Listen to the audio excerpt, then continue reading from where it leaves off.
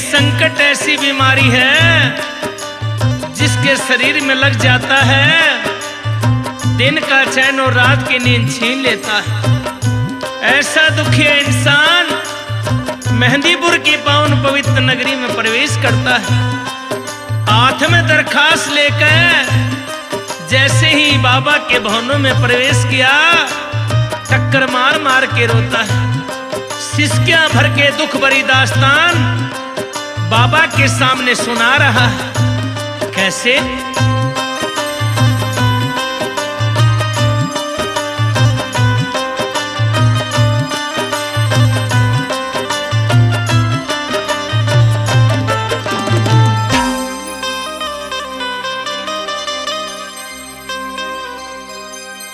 बोलू ते बोला जाना, डोलू ते डोला जाना, बोलू ते बोला जाना, डोलू ते डोला जाना।